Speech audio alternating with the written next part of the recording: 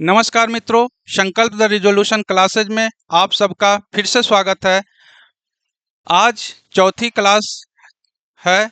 इसमें governor, governor general और viceroy से संबंधित एमसीक्यू और पीवाईक्यू के माध्यम से विवरणात्मक अध्ययन करने का एक प्रयास है। चलते हैं प्रश्न की ओर। प्रश्न संख्या 1। प्रथम प्रश्न में कहा गया है कि लॉर्ड क्लाइव बंगाल के प्रथम गवर्नर जनरल थे। कौन थे? Lord Clive.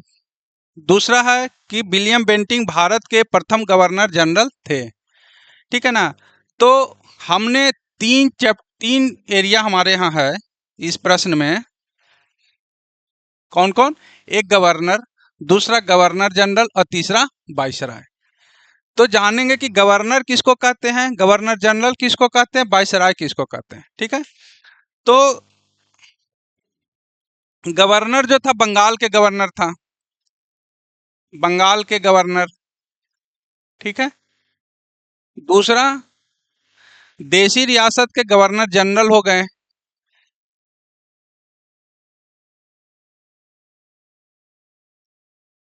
Governor general. और 1857 के बाद जब ईस्ट इंडिया कंपनी के सत्ता के जगह ब्रिटिश ईस्ट इंडिया कंपनी के सत्ता हस्तांतरण होता है 1858 में, 1858 के एक्ट के तब से, तो उसके बाद जो भारत पे राज करने के लिए यहाँ थे उनको गवर्नर कहा गया 1857 के बाद। ठीक है। यानी जब सिपाही विद्रोह होता है उसके बाद 1857 का एक्ट आता है, तो उस एक्ट के माध्यम से सत्ता का हस्तांतरण ब्रिटिश सत्ता के हाथों में चला जाता है कंपनी के स्थान से। और उसके बाद जो गवर्नर जनरल थे उन्हें वायसराय कहा जाने लगा। ठीक है। अब हम लोग चलते हैं प्रश्न की ओर कि लॉर्ड क्लाइव बंगाल के प्रथम गवर्नर जनरल थे। यह स्टेटमेंट गलत है। लॉर्ड क्लाइव क्या थे? बंगाल के प्रथम गवर्नर थे। गवर्नर जनरल कौन था? Warren Hastings. ठीक है ना। तो प्रथम गवर्नर जनरल जब पूछे, यहाँ पे लिख देता हूं कि प्रथम गवर्नर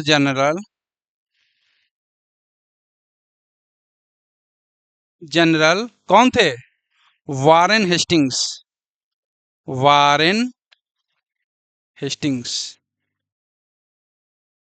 लेकिन जब बंगाल के प्रथम गवर्नर पूछेंगे तो रॉबर्ट क्लाइव, और बंगाल के प्रथम गवर्नर जनरल तो वारेन हेस्टिंग्स।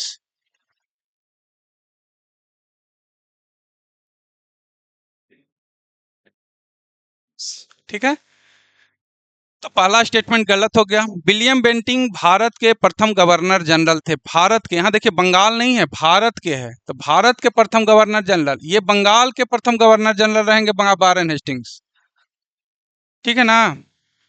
लेकिन भारत के प्रथम गवर्नर जनरल 1833 के एक्ट के बाद लॉर्ड विलियम बेंटिंक बनते हैं।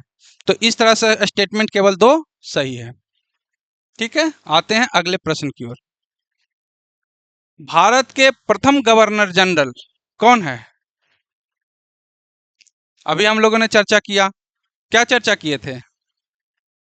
Lord William Bentinck. Lord William Bentinck. Lord William Bentinck क्या थे? लिख देता हूं इधर। लॉर्ड विलियम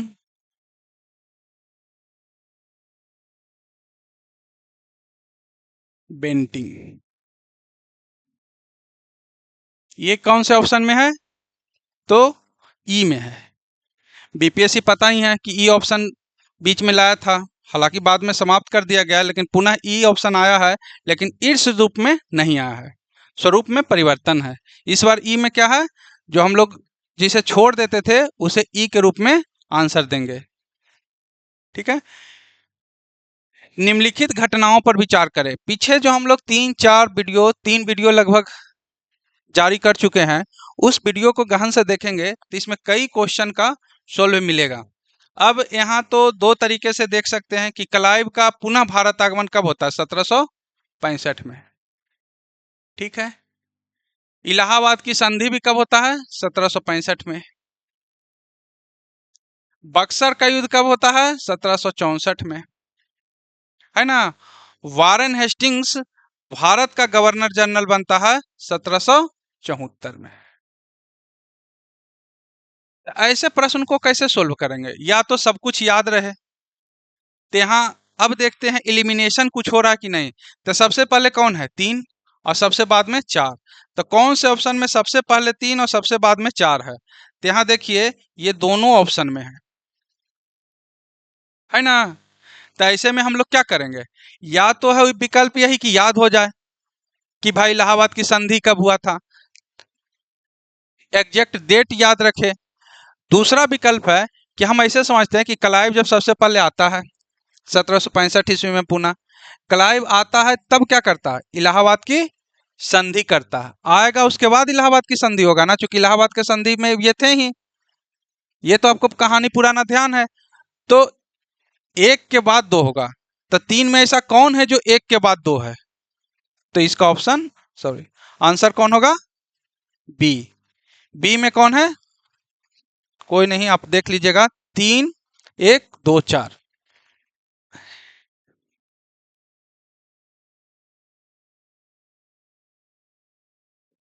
तो या तो आप लोग याद कर लीजिए कि 22 अक्टूबर को हुआ था, 22 अक्टूबर 1764। इलाहाबाद की संधि कब होता है? अगस्त में। और आगमन कब होता है इसको? तो मई में। मई का महीना चल रहा है, 3 मई का था। तो या तो आप याद कर लीजिए, या फिर आईक्यू लगा लीजिए कि इलाहाबाद की संधि में। इसीलिए बोलते हैं कि एनसीईआरटी बुक पढ़ने का फायदा क्या है।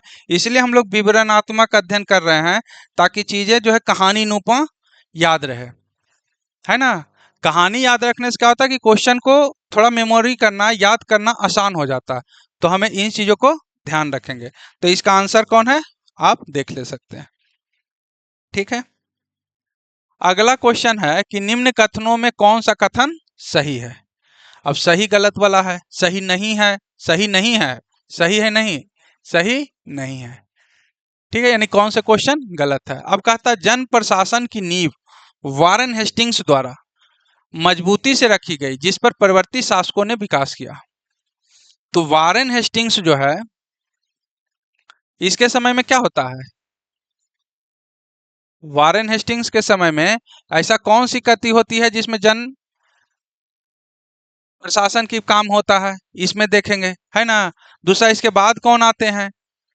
तो इतना गहन से याद रखना आसान है? कहानी नुमा नहीं। लेकिन कहानी नुमा ही याद रखा जा सकता है, फैक्ट बेस्ड नहीं होगा। और यूपीएससी का पूछा हुआ क्वेश्चन क्वेश्चन है। ठीक है। दूसरा है कि ईस्ट इंडिया कंपनी की असैनिक और सैनिक सुधार करने का श्रेय क्लाइव को जाता है। ये भी ठीक है भाई, मान लेते हैं। लॉर्ड विलियम बेंटिंग सबसे बड़े ब्रिटिश राजाओं में से एक था, क्योंकि उसने भारत में ब्रिटिश शासनकाल को सुस्थिर किया। ये भी ठीक है भाई। देखते हैं, लॉर्ड डलहौजी ने व्यक्तिगत के सिद्धांत के आधार पर ब्रिटिश साम्राज्य के संपूर्ण क्षेत्र जोड़े। ये तो बिल्कुल सही है, जिसका हम लोग आगे चर्चा करेंगे। ठीक है। देखते हैं यहाँ पे कि वारेन हेस्टिंग्स ने ऐसा क्या क्या काम किया जिसके आधार पे हम लोग मान सकते हैं कि इसने नींव डाली। तो वारेन हेस्टिंग्स के किए गए कार्य को हम लोग ध्यान देंगे। वारेन हेस्टिंग्स के कार्य तो क्या क्या था? ये भू राजस्व इजारेदारी प्रथा चलाए। दूसरा, इनके समय में मनुस्मृति का अंग्रेजी अनुवाद किया गया, उसका नाम था a code of Gentoo laws. A code of Gentoo laws, Manusmriti का अंग्रेजी अनुवाद। स्मृति का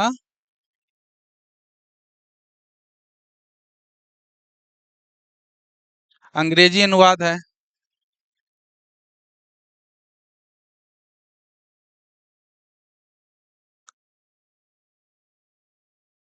अंग्रेजी अनुवाद तब है। इसके अलावा इसके काल में क्या होता है? वारेन हेस्टिंग्स के काल में मुस्लिम शिक्षा के लिए मदरसा कलकत्ता में, मदरसा कलकत्ता में मुस्लिम शिक्षा के लिए। बनारस में जोनाथन डंकन के द्वारा जोनाथन डंकन के द्वारा संस्कृत महाविद्यालय का स्थापना।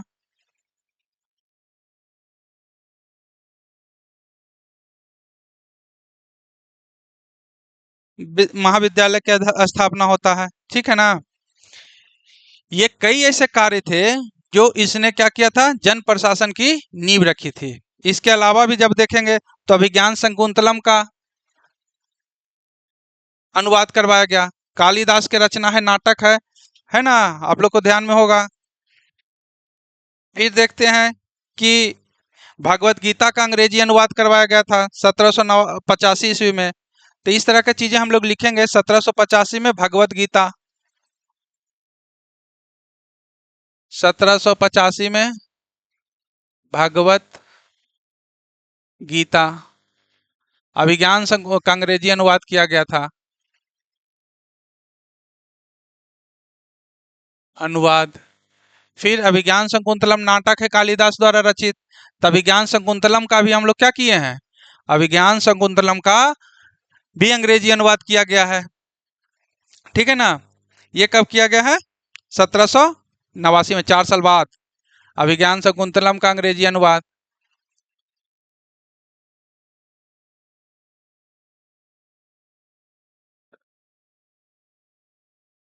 का अंग्रेजी अनुवाद करवाया गया। मनुस्मृति का अंग्रेजी अनुवाद बताएं दिए, कोड ऑफ जेंटुला वारेन हेस्टिंग्स के समय में आया।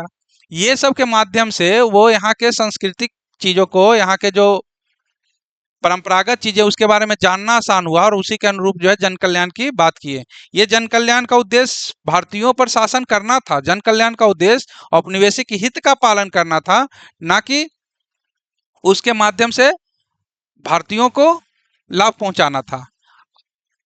उसके कारण औपनिवेशिक हित के कारण लाभ पहुंचा, लेकिन वो नियोजित नहीं था। नियोजन में क्या था, हड़पना,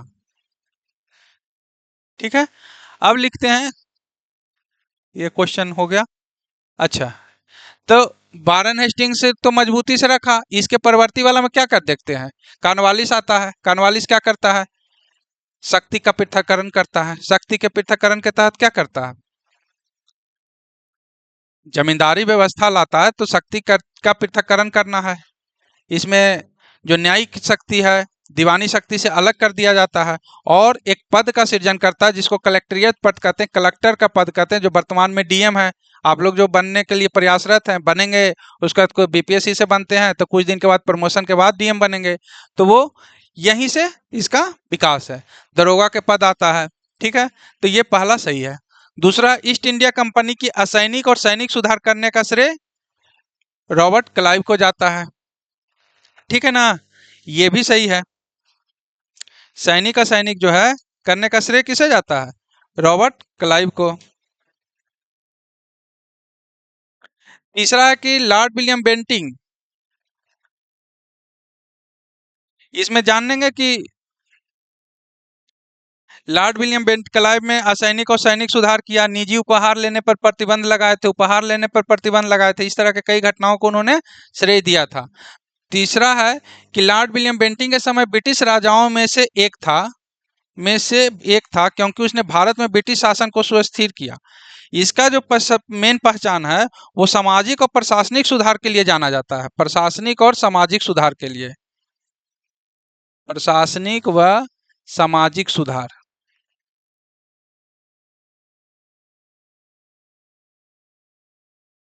सुधार में क्या था, इसके समय सती प्रथा का अंत होता है ना। उसमें लॉर्ड विलियम बेंटिंग, राजा राम मोहन राय के विशेष योगदान के बाद लॉर्ड विलियम बेंटिंग ही उस समाप्त करते हैं। कब की घटना, 1829 की, है ना। इसमें नियम आया था। नियम का नाम क्या था, नियम 17 यदि पूछेगा तो किससे संबंधित है, सती प्रथा के उन्मूलन से, अंत से। और सती प्रथा का उन्मूलन कब होता है, तो वो 1829 में होता है। तो दोनों ध्यान में रखना है इसके, यानी ये तो गलत है ही, ठीक है। यहाँ मैं चेंज कर लेता हूँ, हाँ, ठीक है। ये भी गलत हुआ, ये सही है, ये भी सही है। फिर है कि लॉर्ड डलहौजी ने व्यक्तिगत के सिद्धांत के आधार पे ब्रिटिश साम्राज्य के कई क्षेत्र को जोड़ा था। व्यक्तिगत के सिद्धांत आगे पढ़ाएंगे। लॉर्ड डलहौजी व्यक्तिगत के सिद्धांत लाता है, ये भी सही है। तो इसका आंसर कौन होगा, सी, सी जे राइट आंसर। ठीक है, अगले क्वेश्चन की ओर आते हैं। भारत में ब्रिटिश साम्राज्य का संस्थापक कौन है? ये क्वेश्चन मुझे नहीं लगता है कि मुझे बताना चाहिए, आप सब इसको बहुत अच्छे से जानते हैं। खास करके पहला वीडियो, दूसरा वीडियो में इसका चर्चा हुआ ही है। तो हम जानते हैं कि संस्थापक के तौर पे जो नींव पड़ा था वो किस युद्ध से पड़ा है? 1757 के प्लासी के युद्ध से। और 1757 के प्लासी के युद्ध में भारत में अंग्रेजों की नींव पड़ती है मजबूती के साथ। और यहीं से क्या होता है कि वहाँ गवर्नर गवर्नर कौन रहता है? 1757 में जो महत्वपूर्ण भूमिका कौन निभाता है? वो निभाता है लॉर्ड क्लाइव। तो लॉर्ड क्लाइव को ही ब्रिटिश साम्राज्य का संस्थापक माना जाता है। ठीक है ना? मजबूती के साथ कब आता है? 64 में बक्सर के युद्ध में। लेकिन जब पूछेगा कि संस्थापक कौन है तो लॉर्ड क्लाइव, कारण कि 1757 में 23 जून 1757 में प्लासी का युद्ध होता है। और उस प्लासी के युद्ध में ये अंग्रेजों के विरुद्ध बनारस विद्रोह का नेतृत्व किसने किया था? ये यूपीएससी से संबंधित क्वेश्चन रहा है आरओ का। तो ये है राजा चेत सिंह। राजा चेत सिंह बनारस में विद्रोह किए थे। और राजा चेत सिंह कब, किस काल के? 1781 ईस्वी के काल में है। तत्कालिक गवर्नर जनरल कौन रहेंगे? 1781 के घटना है। और तत्कालिक गवर्नर जनरल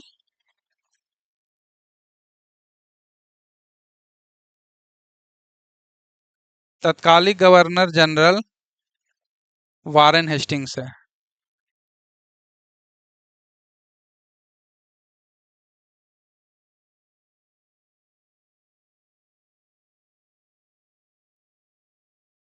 ठीक है, तो राजा चेत सिंह यूपी से संबंधित है। कलकत्ता में एशियाटिक सोसाइटी की स्थापना, एशियाटिक सोसाइटी ऑफ बंगाल, किसने किया था? इसकी चर्चा हम लोग कर चुके हैं। कौन है एशियाटिक सोसाइटी ऑफ बंगाल के संस्थापक? Warren Hastings. कहाँ है? Lord Warren Hastings. अब है कि एशियाटिक सोसाइटी ऑफ बंगाल की स्थापना कब हुआ था? ये विलियम जोन्स किए थे। कौन किए थे?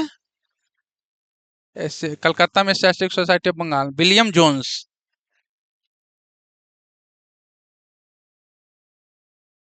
विलियम जोन्स की सहायता से एशियाटिक सोसाइटी ऑफ बंगाल की स्थापना किया गया था।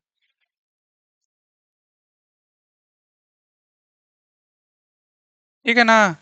किसके सहायता से? विलियम जोन्स की सहायता से। ठीक है। और वारेन हेस्टिंग्स के समय में ही 1780 में क्या होता है? प्रथम समाचार पर द बंगाल गजट आता है, जिसका जेम्स हिक्की उसके कासक रहते हैं, है ना? और वारेन हेस्टिंग्स जो थे, जब पीट्स इंडिया एक्ट आता है 1784 ईस्वी में, चलिए, हाँ, जब पीट्स इंडिया एक्ट आता है 1784 ईस्वी में, तो उस समय उन्होंने उसका विरोध स्वरूप त्यागपत्र दे दिया था और लंदन चले गए थे। और जब लंदन गए थे 1785 ईस्वी में, उसके बाद वहां वर्क महोदय ने उन पर महाभियोग लगा दिया था, जिससे 10 साल बाद 85 में चले गए थे, 95 में छूट गए। तो लॉर्ड विलियम बेंटिंग, ठीक ना? लॉर्ड विलियम बेंटिंग ही लॉर्ड वारेन हेस्टिंग्स जो है, यही भारत में द्वैत शासन के उन्मूलन भी किए हैं। भारत में, बंगाल में द्वैत शासन की शुरुआत कौन किया था? Robert Clive. और उन्मूलन कौन किए थे? Lord Warren Hastings.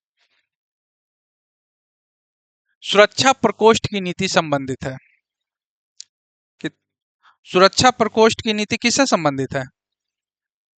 बताइए। सुरक्षा प्रकोष्ठ पहले जानिए कि क्या है ना? रिंग ऑफ फेंस भी इसको बोलते हैं, रिंग ऑफ फेंस।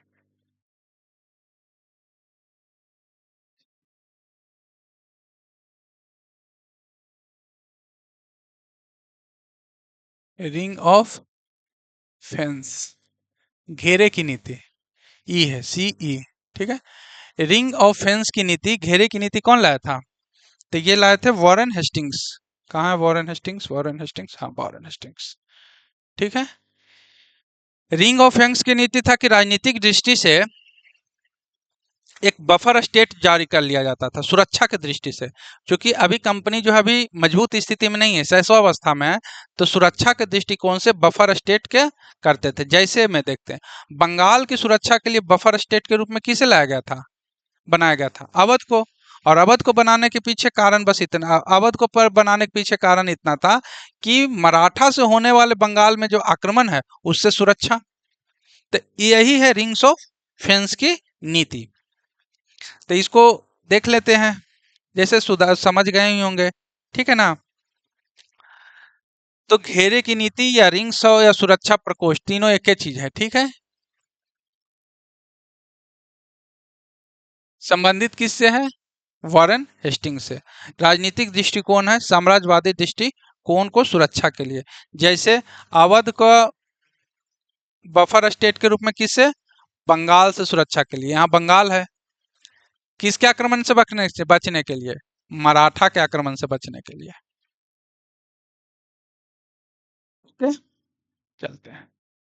निम्नलिखित में से किसने बंगाल में द्वैत शासन प्रणाली को समाप्त किया? अभी इसका हम लोग चर्चा किए थे कि द्वैत शासन प्रणाली के समाप्त किसने किया है, तो उनका नाम था Warren Hastings. Warren Hastings, C answer, ठीक है। द्वैत शासन क्या था, इसकी भी चर्चा हम लोग पहले कर चुके हैं।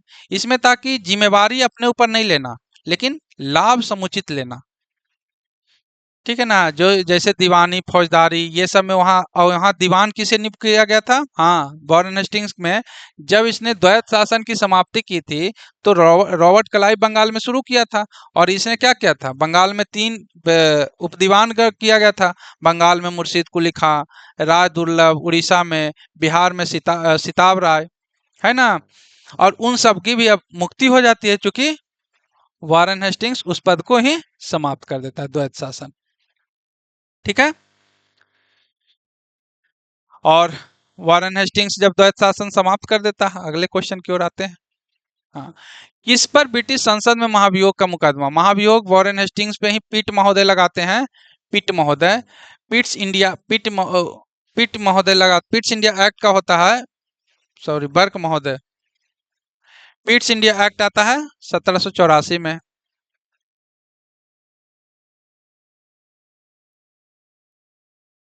1784 में।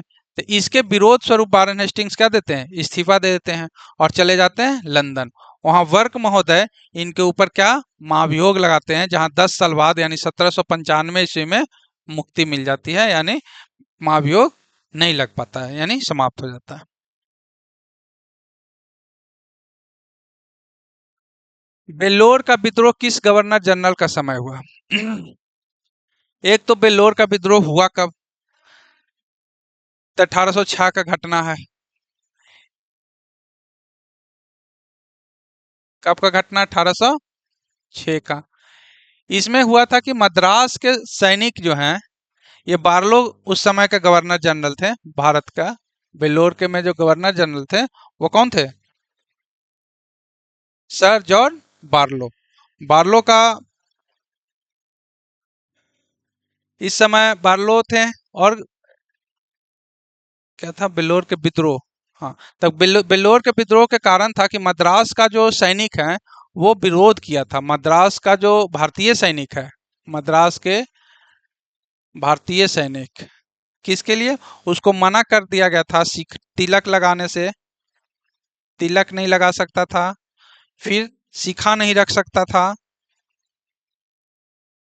शिखा मतलब टीक, जो बिहार में बोलते हैं, है ना। पगड़ी या एक विशेष प्रकार के पगड़ी पहना दिया था, टोपी, इसके विरोध स्वरूप किया गया था। ये एक प्रकार का सैनिक विद्रोह था। माना जाता है कि बेल्लोर में होने वाले सैनिक विद्रोह जो है 1857 के क्रांति के पूर्ववर्ती आंदोलन है, ये भी है। इसके अलावा बार्लो के समय एक और भी कार्य हुआ है जो इम्पोर्टेंट है, कि बैंक ऑफ कलकत्ता की स्थापना। क्या हुआ था? Bank of Kolkata. Bank of Kolkata की स्थापना हुई है बॉर्लो, सर जॉर्ज बॉर्लो के काल में, ठीक है। बार्लो विद्रोह, ये विद्रोह कब हुआ है? बेल्लोर के विद्रोह 1806 में। आगे चलते हैं। अगला क्वेश्चन है कि भारत में न्यायिक संगठन की स्थापना। एक आया था कॉर्नवालिस। कॉर्नवालिस जब भारत के गवर्नर जनरल बने थे तो उन्होंने कॉर्नवालिस बिल लाए थे, यानी कॉर्नवालिस कोड बोलते हैं। वो कोड था शक्ति का पृथक्करण। कब लाए थे? 1893 में, कॉर्नवालिस कोड।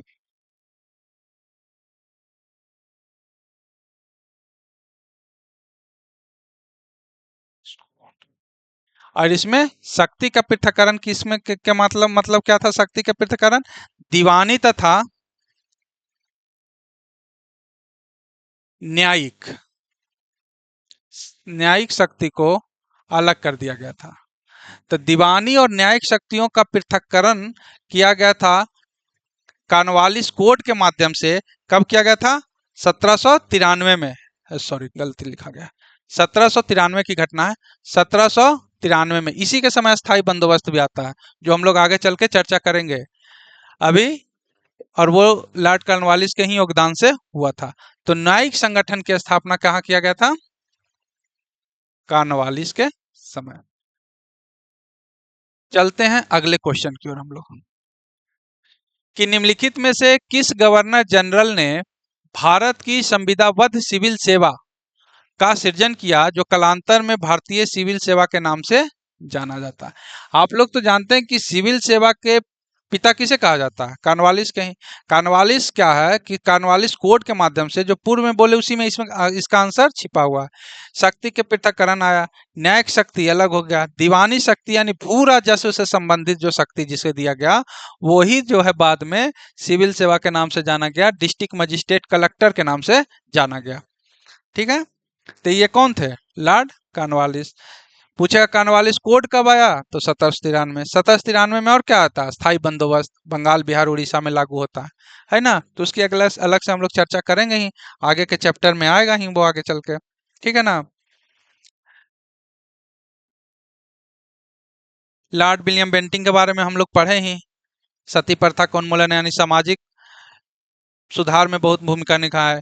लॉर्ड ब्लेजली पढ़े, वॉरेन हेस्टिंग्स हम लोग पढ़ चुके हैं। तो ये सब चीज़ों पर ध्यान देंगे। एक नहीं होगा ना तो अलग से वीडियो हम लोग लाएंगे पीडीएफ में, जो सारे जो क्रमिक रूप से उसके बारे में अध्ययन कर लेंगे, ताकि ये हो जाए। ये इसलिए लाए हैं ताकि आप लोग पीवाईक्यू बनाएं, जो इंपॉर्टेंट क्वेश्चन है वो इसमें समाहित हो जाए। ठीक है, आगे चलते हैं। 18वीं शताब्दी के उत्तरार्ध में किसे प्रायः कंपनी बहादुर की शान शौकात का स्थानीय प्रतिनिधि कहा जाता था? ये थे दरोगा जी, दरोगा वाले। क्या हुआ था कि जब अस्थाई बंदोबस्त आया, भू राजस्व के नियमित सेवा आने लगा, तो जमींदार और किसानों के बीच जो संबंध बने थे, उसमें मजदूरी या मालगुजारी जो है नियमित आए, इसके लिए सैनिक सहायता प्रदान करने के लिए दरोगा पद का सृजन किया गया था। और इस दरोगा पद को कंपनी किसान जो थे वो समझते थे कि कंपनी किसानों शौकात है। ठीक है ना? वैसी को किसान जो है कंपनी बहादुर की शान शौकात समझते थे। अब यहाँ जानना है कि अस्थाई बंदोबस्त जो भू राजस्व आता है, उसके पूर्व में इजारेदारी प्रथा का ही वो ये बड़ा रूप रहता है, ज्यादा संशोधित रूप रहता है। लेकिन ये अंग्रेजों के द्वारा लाया जाने वाला, इसके कारण क्या था? नियमित इनकम। ये सब औपनिवेशिक हित था। औपनिवेशिक और साम्राज्यवादी हित जो है बहुत मिलता जुलता है। साम्राज्यवादी हित में साम्राज्य विस्तार का योजना होता है, ठीक है। औपनिवेशिक हित में व्यापार को लेकर के जितनी भी घटनाएं हो कि व्यापार मेरा विकसित हो, उससे ध्यान में रख के औपनिवेशिक हित है। यानी उपनिवेश किसका था? भारत, ब्रिटेन का। ब्रिटेन के हित में लिया गया निर्णय औपनिवेशिक हित था, उसी को औपनिवेशिक हित बार बार कह रहे हैं हम। ठीक है ना? कोई भी भारत में जो कार्य नीति लाया जा रहा है, कोई भी योजना लाया जा रहा है, उसका उद्देश्य है लाभ पहुंचाना किसको? ब्रिटेन को, न कि भारतीय जनमानस को। इसीलिए उसको औपनिवेशिक भारत या औपनिवेशिक नीति बोल रहे हैं। ठीक है ना? तो ये दरोगा का पद भी जो है शोषण का ही उस समय प्रतीक रूप था। हालांकि आज नहीं है, कहीं कहीं इक्का दुक्का मामला मिल जाता है। तो आप लोग जब दरोगा बन के जाएंगे, डीएसपी बन के जाएंगे, तो कोशिश करेंगे कि ये जो है समाप्त हो और लोग इसके प्रति बड़ा संवेदनापूर्ण देखें, और ये भी जनता के प्रति बहुत संवेदनशील हो, क्योंकि ये दरोगा बहुत बड़ी पद है, खास करके ग्रामीणों के लिए। अब बिहार संपूर्णतः ग्रामीण ही है, मोटे तौर पे 12-13% छोड़ दिया जाए तो बिहार की जनसंख्या जो है ग्रामीण है। लॉर्ड कॉर्नवालिस का कब्र, लॉर्ड कॉर्नवालिस एक बार बन के जब आता है दोबारा, कब आता है लॉर्ड कॉर्नवालिस? और 1786 से 93 तक दोबारा ये चला जाता है, और दोबारा आता है 1805 में, और 1805 में इनकी मृत्यु हो जाती है। ठीक है, जब 1805 में इनकी मृत्यु होती है तो क्या होता है, इन्हें गाजीपुर, बलिया जो है, गाजीपुर बलिया के पास में है, गाजीपुर में ही इनका कब्र है। तो पूछता है बार बार कि कानवालिस का कब्र कहाँ है, तो वो कहाँ है, गाजीपुर। 1786 से 1793 अस्थाई बंदोबस्त के समय रहते हैं, फिर चले जाते हैं। 1805 में पुनः इनका आगमन होता है भारत में, और गवर्नर जनरल के रूप में, और इस तरह से इनकी मृत्यु हो जाती है।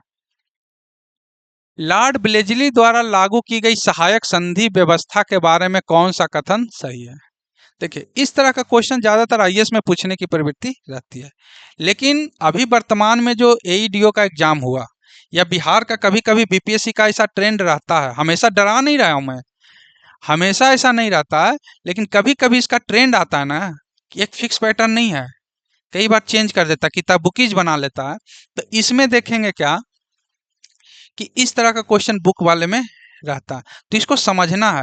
इसमें ज्यादातर ऑप्शन सही रहते हैं, लेकिन विकल्पों में श्रेष्ठ कौन है उसको चुनेंगे, और उसका चुनने का आधार क्या होगा उसको बड़ा गहन से देखेंगे। ठीक है, अब है लॉर्ड ब्लेजली द्वारा लागू की गई सहायक संधि के बारे में निम्नलिखित में से कौन सा कथन लागू है? तो दूसरे के खर्च में एक बड़ी सेना बनाए रखना बिल्कुल सही था। भारत को नेपोलियन के खतरे से सुरक्षित रहना है, ये भी सही है ना। तीसरा, कंपनी के लिए एक नियत आय का प्रबंध करना, ये भी सही, लेकिन रुक जाते हैं थोड़ा, इसको डबल मान लेते हैं। ठीक है, भारतीय रियासतों के ऊपर ब्रिटिश सर्वोच्च स्थापित करना, तो लॉर्ड ब्लेजली का काल जो है, तो इसमें ये भी सही है। इसका जो सबसे कम सही आंसर है वो सी है। ये तय था कि जो सहायक संधि है उसमें राशि भी आता था, लेकिन इसका मूल उद्देश्य क्या था? तो इसका मूल उद्देश्य था साम्राज्यवादी नीति का अनुसरण करना, औपनिवेशिक नीति का अनुसरण करना, न कि आय आना। आय भी एक साधन था, लेकिन उतने मजबूत ऑप्शन नहीं है जितने मजबूत ऑप्शन ये है। अब सहायक संधि के तहत हम लोग देखते हैं, इसका कारण क्या था? औपनिवेशिक नीति। दूसरा था सर्वोच्च शक्ति के रूप में, चूंकि फ्रांस इससे लगातार टकराहट था, है ना। तीसरा बात क्या था कि लॉर्ड ब्लेजली का जो है फ्रांस के बढ़ते प्रभाव को समाप्त करना था। इसमें जो कुछ बातें ध्यान कराने लायक है वो यह है कि सहायक संधि कहते किसको है?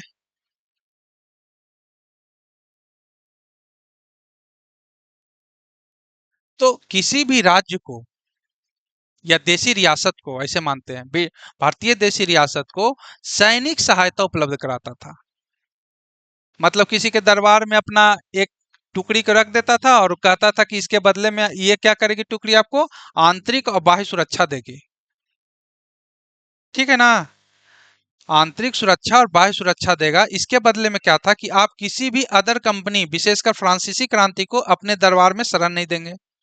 दूसरा था कि अपनी व्यापार विदेश नीति जो है, राज्य का विदेशी रियासत का विदेश नीति, वो अंग्रेजों के हाथ में आ जाता था, तो इस तरह से कमजोर करती थी। तीसरी बात है कि एक भारी संख्या विदेशी रियासत के खर्च पे अंग्रेजों ने अपना बनाया, है ना। तो ये सहायक संधि का था। अब है कि इसमें एक क्वेश्चन ये भी जानते हैं कि सहायक संधि सबसे पहले कौन लाया था? तो फ्रांसीसियों को लाया था, डुप्ले के द्वारा। लेकिन इसे जो व्यापक प्रयोग किया गया वो किया गया किसके समय में? लॉर्ड ब्लेजली के समय में। तब पूछेगा कि लॉर्ड ब्लेजली के सहायक संधि स्वीकार करने वाला राज्य कौन कौन है, तो इसे भी हम लोग देखेंगे। इसी क्वेश्चन के माध्यम से हम लोग देखते हैं, या देखते हैं आगे भी है क्वेश्चन नहीं। ठीक है, तो स्वीकार करने वाला देश सहायक संधि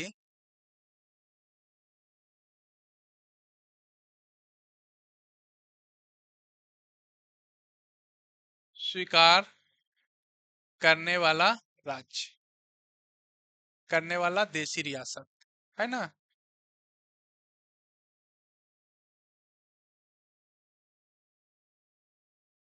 ठीक है, तो कौन कौन इसका स्वीकार किया?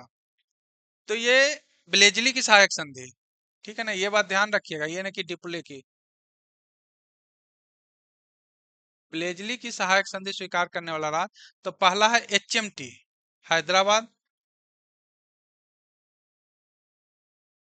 दूसरा मैसूर, क्रम ऐसे ही ये होना चाहिए क्योंकि इससे संबंधित बहुत प्रश्न पूछने का ट्रेंड है। मैसूर, और तीसरा है तंजौर। या तो आप इसवी याद कर लीजिए, और नहीं तो क्रम में एचएमटी से हम लोग हैदराबाद, मैसूर और तंजौर, तीन कम से कम याद रखना। लेकिन आज के जो बीपीएससी या अदर पीसीएस है, या फिर अन्य ऑब्जेक्टिव एग्जाम है, या यूपीएससी में भी ये पूछने का ट्रेंड आजकल बढ़ गया है अरेंज करने के लिए। तो हमें लगता है कि हम सबको ध्यान रखना चाहिए कि 1798 ईस्वी में हैदराबाद, 1799 ईस्वी में मैसूर, और 1799 में ही तंजौर। तो ये क्रम है। चौथा जो कौन है एचएमटी के बाद? अवध, 1801 में। अवध के बाद कौन सा है? अवध के बाद कौन सा है? पेशवा, 1802 में, बेसिन की संधि के माध्यम से। सॉरी, पेशवा है 1802 में, बेसिन की संधि के माध्यम से हो जाता है, सहायता प्राप्त करता है। और उस समय कौन थे? बाजीराव द्वितीय, जो अंतिम ये थे।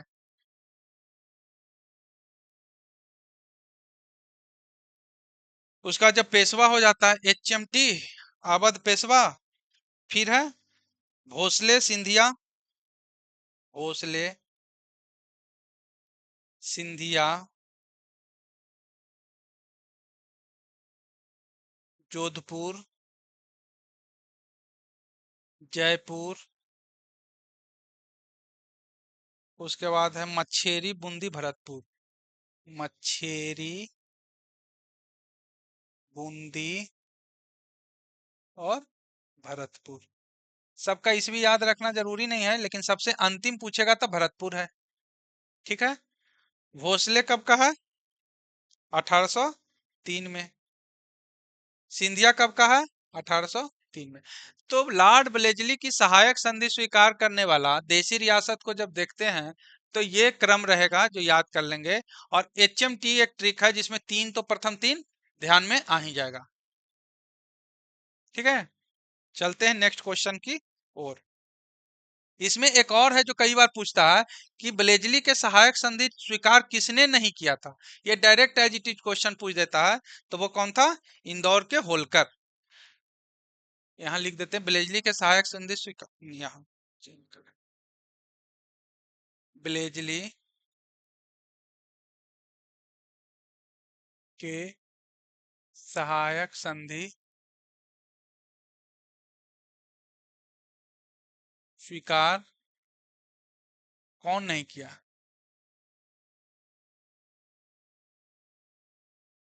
इंदौर के होलकर। इसका आंसर क्या है?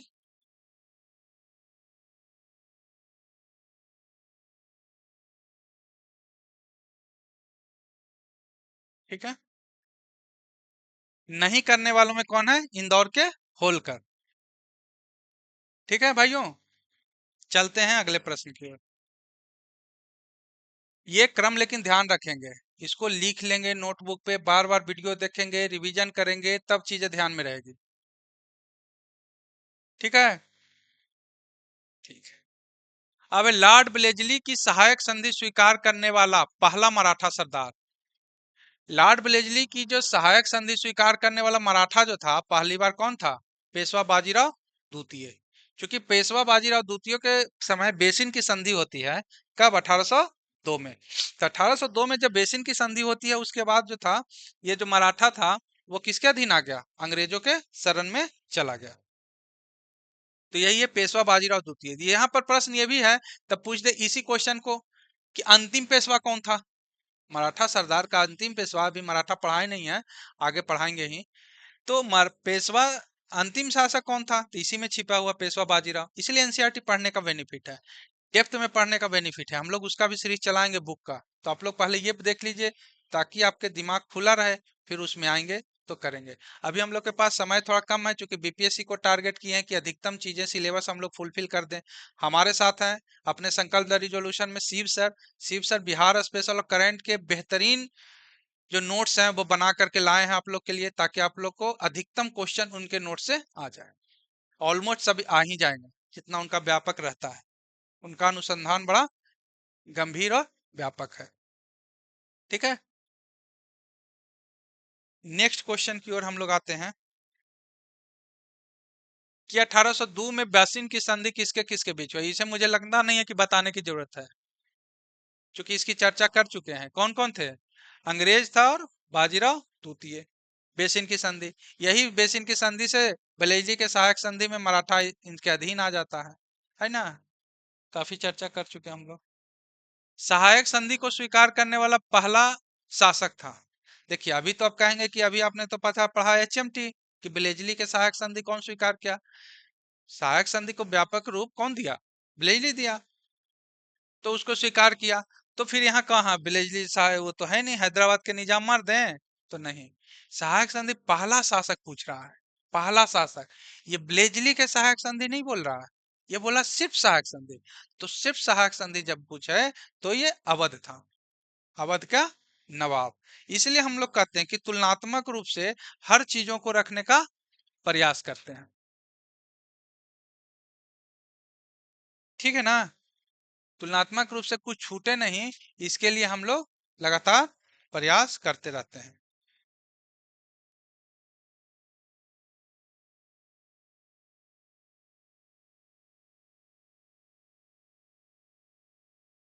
ठीक है, हैदराबाद के निजाम जब तब आएगा जब पूछेगा ब्लेजली के सहायक संधि स्वीकार करने वाला प्रथम, तब हैदराबाद, दूसरा मैसूर, तीसरा तंजौर, है ना एचएमटी। 1798, 1799, 1799, ये तीन कम से कम याद रहे।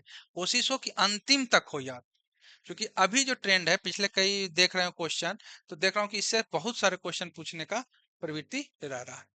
अब निम्नलिखित में से कौन से युग्म सही नहीं है, अब गलत कौन कौन है, तब ये हम लोग काफी चर्चा कर चुके हैं। अब उस पे देखते हैं। आप लोग ये यही है कि हर वीडियो को देखिए, हर वीडियो की अपनी प्रासंगिकता है, अपनी चीजें हैं। अब देखते हैं कि बक्सर का युद्ध कब हुआ था, 22 अक्टूबर 1764 को, बिल्कुल संदेह। सहायक संधि कब से शुरू हुआ है, यदि मानते हैं कि सहायक संधि उनका ब्लेजली के सहायक संधि कब से होता है, तो 1798 में हैदराबाद में, है ना। यदि अवध की भी बात मान लेते हैं कि अवध की सहायक संधि कब होता है, तो वो भी बहुत बाद में होता है, 1700 कुछ में ही, 1795 के समय में होता है। तो ये गलत है, सॉरी, गलत है। ठीक है, फिर भारत में ईस्ट इंडिया कंपनी का एक अधिकार की समाप्ति, भारत में ईस्ट इंडिया कंपनी का एक अधिकार था, इसकी समाप्ति 1813 के एक्ट से हो जाता है। लेकिन 1813 के एक्ट में चाय का व्यापार और चीन के साथ व्यापार की छूट, एक अधिकार किसके पास था, ईस्ट इंडिया कंपनी के पास था, है ना। तो ये भी सही है कि ब्रिटिश नागरिक एवं कंपनियों के लिए भारत का व्यापार खोला गया 1813 के, इसकी चर्चाएं हम लोग कर चुके थे, एक अधिकार की समाप्ति।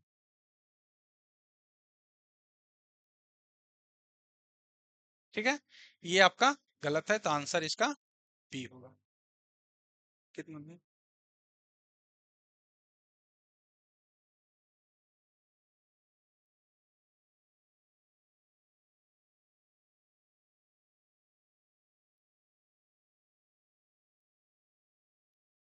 उस समय जब नेपोलियन की शक्ति के सामने यूरोप में साम्राज्य धाराशाही हो रहे थे, नीचे लिखे गवर्नर जनरलों में से किस एक ने भारत में ब्रिटिश पताका फहराया। क्वेश्चन नंबर, तो लॉर्ड ब्लेजली के समय में माना जाता है, लॉर्ड ब्लेजली 1798 में इनका कार्यकाल है। 1798 से कब का है, 1805 में, पूर्व में भी बता चुके हैं।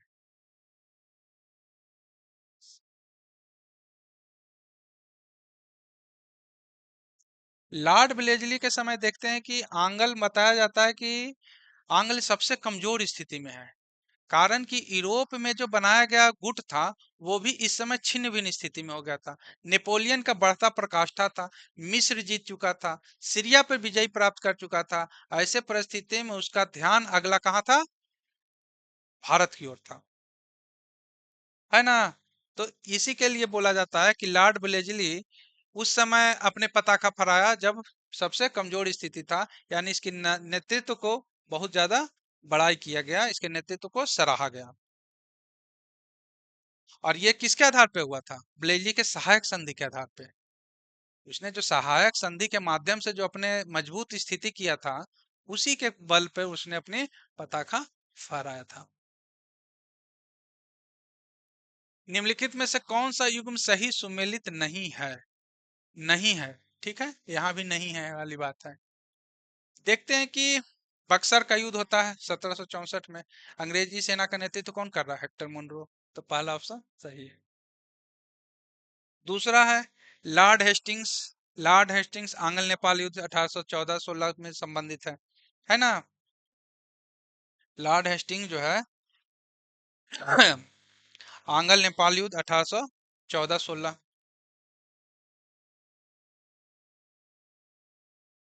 16 से संबंधित है। लॉर्ड ब्लेजली चतुर्थ आंग्ल मैसूर युद्ध, बिल्कुल सही है। लॉर्ड ब्लेजली के समय क्या हुआ था? चतुर्थ आंग्ल मैसूर युद्ध हुआ था। चतुर्थ आंग्ल मैसूर युद्ध 1799 में होता है। इसमें टीपू सुल्तान की मृत्यु हो जाती है। और फिर लॉर्ड कॉर्नवालिस। लॉर्ड कॉर्नवालिस होता है कब? तृतीय आंग्ल मैसूर युद्ध के समय, मराठा युद्ध के समय नहीं, 1790-92, है ना। और तृतीय आंग्ल मराठा युद्ध कब होता है? लॉर्ड हेस्टिंग्स के समय। आंग्ल मराठा, आंग्ल मराठा युद्ध, लॉर्ड हेस्टिंग्स, 1817-18, 17-18, तृतीय आंग्ल, ठीक है। तृतीय आंग्ल मराठा युद्ध जो है लॉर्ड हेस्टिंग्स के समय हुआ, 1817-18।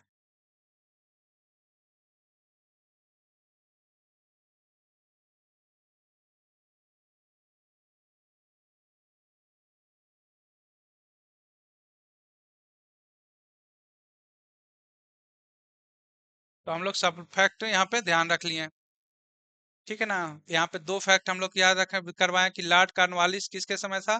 तो तृतीय आंग्ल मैसूर युद्ध। और यदि तृतीय आंग्ल मराठा युद्ध के समय कौन था? तो लॉर्ड हेस्टिंग्स था, ठीक है। चलते हैं नेक्स्ट क्वेश्चन पे। द्वैत शासन के आधार पर किस गवर्नर जनरल ने मैसूर राज्य के प्रशासन को ले लिया था? द्वैत शासन नहीं, कुशासन। द्वैत शासन के आधार पे मैसूर को नहीं लिया, कुशासन के आधार पे है।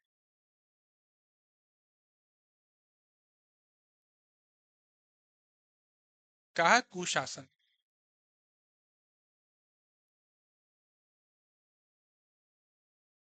ठीक है।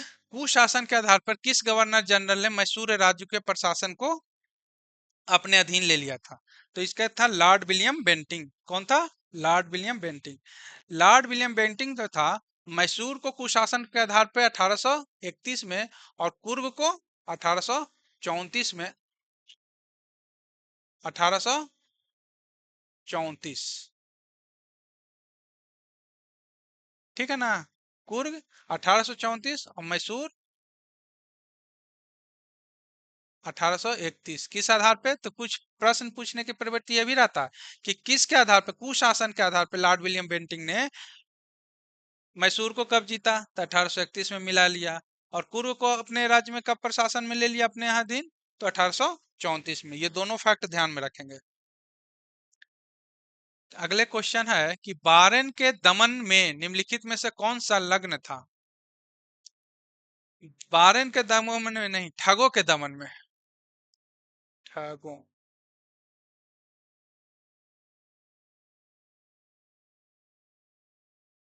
क्वेश्चन में बड़ा गलती कर दे रहा है।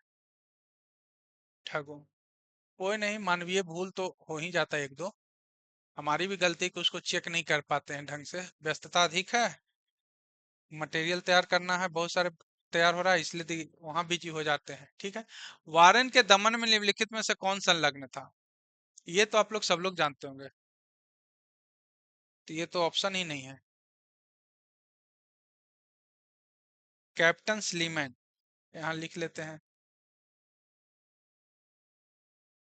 ठगों के दमन में निम्नलिखित कौन था? स्लीमैन। स्लीमैन। स्लीमैन की नियुक्ति कौन किया था? वारन हेस्टिंग्स ने किया था, है ना।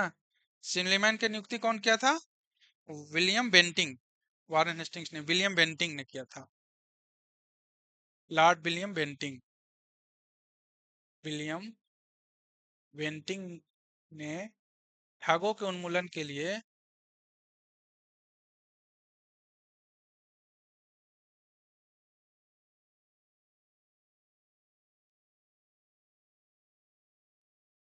स्लीमैन की नियुक्ति की थी। कैप्टन स्लीमैन की नियुक्ति की थी।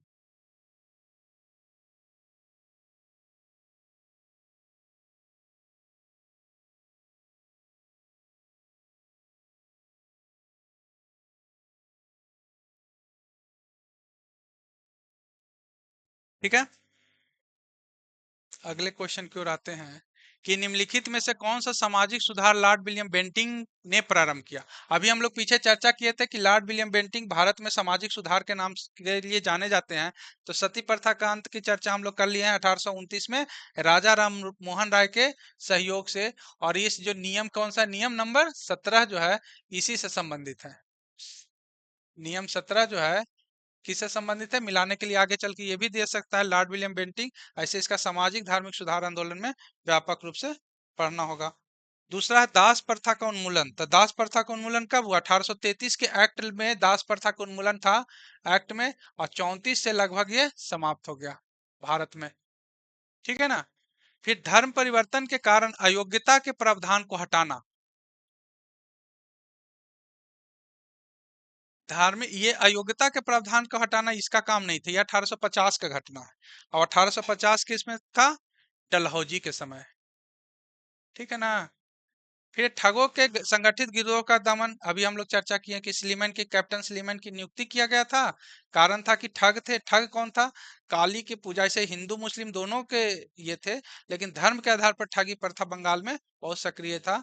और इसमें काली के पूजा पुजेरी लोग ज्यादा थे। ठीक है ना। Captain Sleeman. Hill assembly plan. Hill assembly plan कौन लाया था? हिल असेंबली मतलब वहां देखते हैं कौन सा, संथाल परगना में जो है, राजमहल की पहाड़ियों पर, उसके व्यवस्था के लिए, वहां के प्रशासनिक व्यवस्था के लिए, ताकि आदिवासियों का उन्नति हो। हालांकि वो देश तो औपनिवेशिक ही रहा है, लेकिन आदिवासियों को ध्यान में रख के बनाया गया नीति था।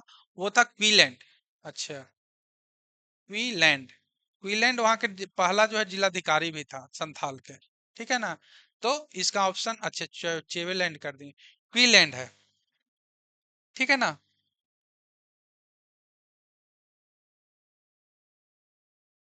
हम्म। कौन है क्वीलैंड?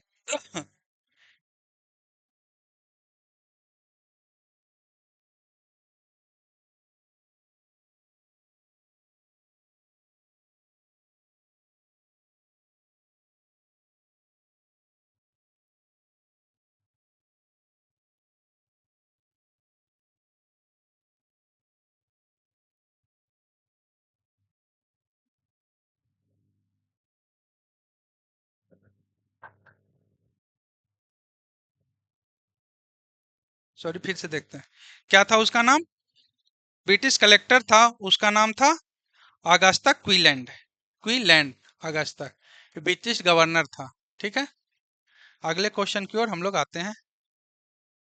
किस वर्ष बंगाल से दासों को निर्यात को रोक दिया गया था? तो कब? जब पेरिस की क्रांति हुई थी, फ्रांस की क्रांति हुई थी, तभी बंगाल से दासों का निर्यात को रोक दिया गया था। यह काल था 1789। तो इसको कोरिलेट करके याद कर लीजिएगा।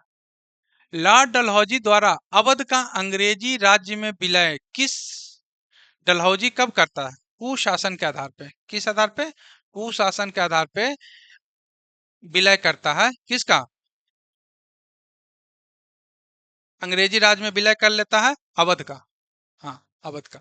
ठीक है, अवध का विलय करता है। तो उस समय अवध का कौन था राजा? अवध का शासक कौन था जब कुशासन के आधार पे होता है तो? फैन बंद कर दिए, थोड़ा सा आवाज बहुत आ रहा है। कुशासन के आधार पे किया जाता है अवध का। तो ये अवध यहाँ पे हो गया। किस रीति से? तो कुशासन के आधार पे। डलहौजी जैसे व्यक्तिगत के सिद्धांत के लिए जाना जाता है, लेकिन कुशासन के आधार पे कौन से राज को करता है? अवध को। कब करता है?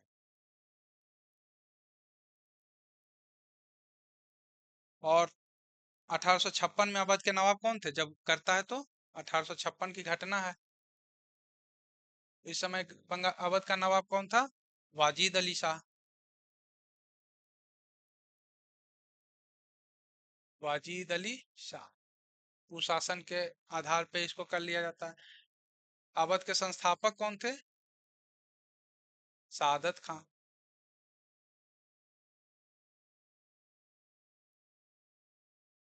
सादत, ये भी फैक्ट याद रख लीजिए, ठीक है। निम्न में से किस देशी, इसके अलावा भी देख लेते हैं यहाँ पे। तो लॉर्ड डलहौजी जो है, जिस तरह से ब्लेजली सहायक संधि है, उसी तरीके से लॉर्ड डलहौजी क्या लाता है? व्यक्तिगत के सिद्धांत। इससे संबंधित बहुत क्वेश्चन रहता है, तो इस पे हम लोग देख लेते हैं। व्यक्तिगत के सिद्धांत क्या है? जब किसी राजा के जैविक पुत्र ना हो, यानी नेचुरल सन न हो, उत्तराधिकारी ना हो, तो उसके वो गोद नहीं ले सकता है। गोद लिए हुए यानी दत्तक पुत्र को सत्ता हस्तांतरित नहीं होगा। इसी को व्यक्तिगत का सिद्धांत कहते हैं। तो डलहौजी इसके लिए व्यक्तिगत के सिद्धांत के आधार पर कुछ विलय किया था अपने राज्य में, उसका हम लोग चर्चा कर लेते हैं। तो सबसे पहले कौन करता है? सतारा।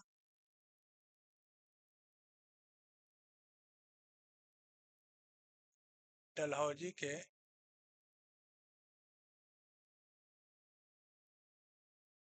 व्यक्तिगत सिद्धांत, है ना, जो व्यक्तिगत सिद्धांत के आधार पर विलय किए गए राज्य।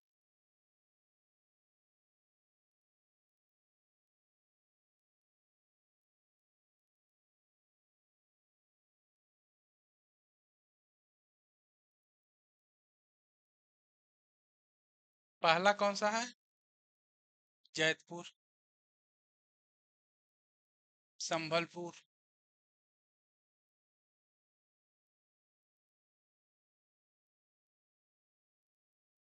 है ना, कौन सा है? जैतपुर है, संभलपुर है, सतारा, एक नंबर, सॉरी, सतारा छूट गया था। जैतपुर, संभलपुर, फिर चौथा में कौन है? बाघाट।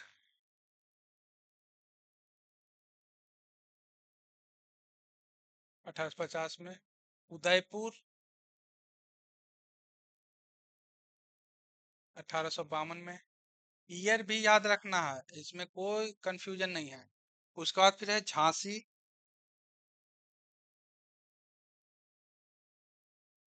सातवां। झांसी के बाद कौन सा है? नागपुर।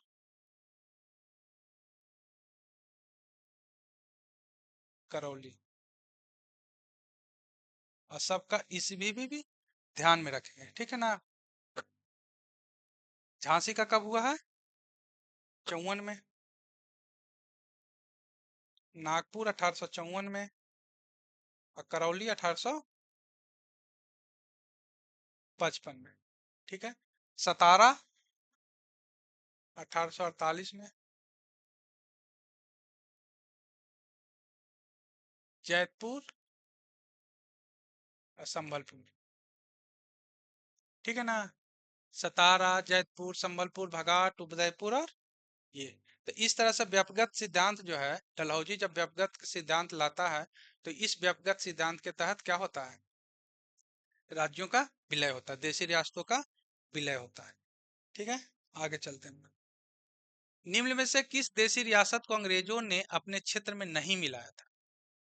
अभी हम लोग ने देखे, अवध को मिलाया ही, सिंध को मिलाया ही, सतारा को मिलाया ही, है ना?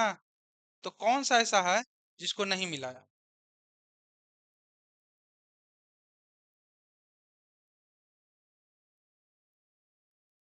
तो ग्वालियर की अभी हम लोग चर्चा नहीं किए हैं, ठीक है ना? तो ग्वालियर को इन्होंने अवध 1856 में कुप्रशासन के आधार पे, सतारा कब हुआ था? 1848 में व्यक्तिगत सिद्धांत, सिंध नेपियर के द्वारा 1843 में मिला लिया गया था, है ना? तो उस समय के गवर्नर जनरल कौन था? लॉर्ड एलन बरो। सिंध के समय लॉर्ड एलन बरो गवर्नर जनरल था। चार्ल्स नेपियर के सहयोग से।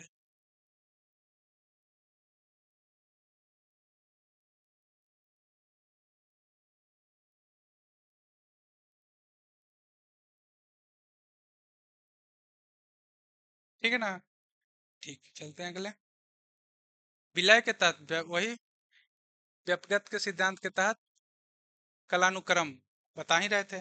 सतारा 1848, बघाट 1850, उदयपुर 1852, झांसी कब का है? झांसी 1854, है ना? अब मिला लीजिए। सबसे पहले कौन है? एक, फिर तीन, चार, दो। एक, तीन, चार, दो। ऑप्शन कौन सा है? एक, तीन, चार, दो। सी। थोड़ा सा मिसिंग हो गया बी सी में इन लोग को लिखने में, ठीक है? सी में यहाँ पे है, सी देख लीजिए, आंसर ये है।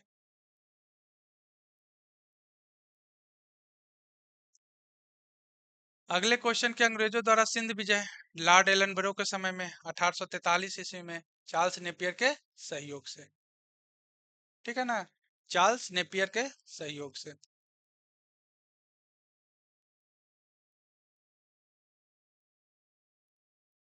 एलन बरो के समय, उस समय के गवर्नर जनरल कौन था? लॉर्ड एलन बरो। ये जो है प्रथम आंग्ल अफगान युद्ध का परिणाम था, जो सिंध विजय था। प्रथम आंग्ल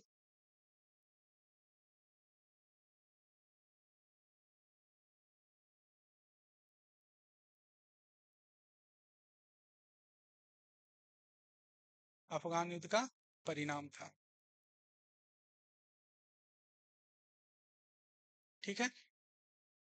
चार्ल्स नेपियर, ये भी इंपॉर्टेंट फैक्ट है, ठीक है? एलन ब्रो है ही, ठीक है?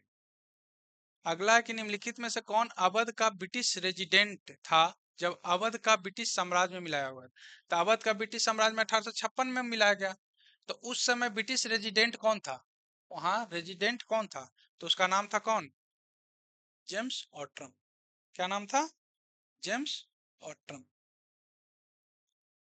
ठीक है ना? ये किसके जगह में आया था? स्लीमैन इसके ठीक पहले था, लेकिन अवध जब विलय हुआ था, तो अवध विलय के समय जेम्स ऑट्रम था, और जेम्स ऑट्रम के ठीक पहले स्लीमैन था, ठीक है?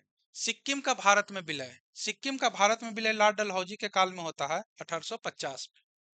कब होता है? डलहौजी, लॉर्ड डलहौजी के समय में, 1850 में। क्यों होता है भाई? वहां के सिक्किम में माना जाता है कि दो इंग्लिश डॉक्टर थे, अंग्रेजी डॉक्टर थे, अंग्रेज डॉक्टर थे, उनके साथ दुर्व्यवहार किया गया था। उसी आधार पर सिक्किम को मिला लिया गया था, विलय कर लिया गया था। किसके द्वारा? लॉर्ड डलहौजी के द्वारा। कब किया गया था? 1850 में, ठीक है? अगले क्वेश्चन की ओर हम लोग आते हैं कि भारत के प्रथम रेलवे लाइन, पता ही है किस समय, किसके समय में हुआ था? लॉर्ड डलहौजी के समय में। कब हुआ था? 1853 में। 1853 में पहला कहां से लाया गया था? बंबई से थाने के बीच। कितने किलोमीटर है? 34 किलोमीटर। 34 किलोमीटर, बंबई से थाने,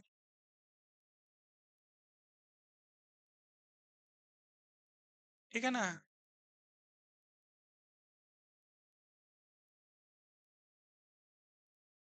बंबई से थाने के बीच 34 किलोमीटर की दूरी थी। लॉर्ड डलहौजी के समय में चलाया गया था।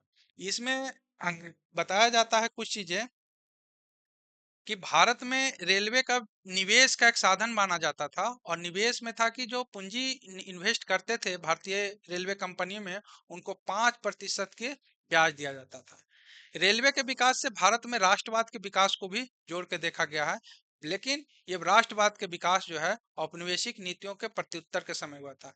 भारत में रेलवे के विकास के पीछे क्या क्या कारण थे? एक तो कच्चे माल को लाना ले जाना सुलभ हो गया था। दूसरे था सैनिक को ले जाकर के सैनिक विद्रोह को दबाया जाना आसान हो गया था, है ना? यानी यातायात के साधन मजबूत हो गया था। तो इस तरीके से अपनी औपनिवेशिक नीतियों की पूर्ति करने के लिए ये किया गया था। इसके अलावा निवेश में सुरक्षा दिया जा रहा था, जो विश्व के अन्य देशों में नहीं था, तो निवेशक के द्वारा निवेश किया गया था। कार्ल मार्क्स कहते हैं कि जिस भी देश में लोहा और कोयला उपलब्ध है और वहां रेलवे का विकास हो जाए, तो माना जाता है कि आधुनिक युग की शुरुआत हो जाती है। लेकिन भारत में ऐसी स्थिति नहीं होता है।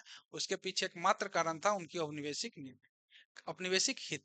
कारण उसके समय जो मांग डिमांड होता है, वो जो कंपनी का जो अन्य वस्तुएं का इजाद वहां होता, वो कंपनी की वो वस्तु भी बन के कहाँ से आ रहा था? रेलवे का जो पार्ट बन के आ रहा था, वो कहाँ से आ रहा था? इंग्लैंड से आ रहा था। ये सब कारण थे कि नहीं थे? तिलक महोदय भी रेलवे के विकास के बारे में कहते हैं कि ये भारत में रेलवे का विकास बस उसी तरीके से है जिसमें किसी दूसरी की महिला या स्त्री को अधिक सज्जित रूप में देखने का से अपना कोई फायदा नहीं है। तो यानी दूसरे के दुल्हन को सजे हुए रूप में देखना तिलक का कहना रहा है। डलहौजी का है कालमास का है कि इससे आधुनिकता आएगा, यानी देश के विकास संभव है। 1853 ईस्वी में बंबई से थाने के बीच चलने वाले जो रेलवे लाइन है, इसकी प्रकाष्ठा कब देखा जाता है?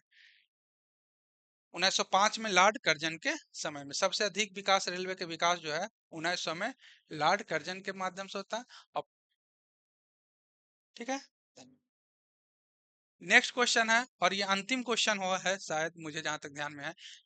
और देखते हैं अंतिम क्वेश्चन, किस कंपनी ने सर्वप्रथम भारत में रेल यात्रा प्रारंभ की थी? तो great Indian peninsula, great Indian peninsula railway company जो थे, यही कंपनी भारत में सबसे पहले इन्वेस्ट करता और यही रेल यात्रा का प्रारंभ करता।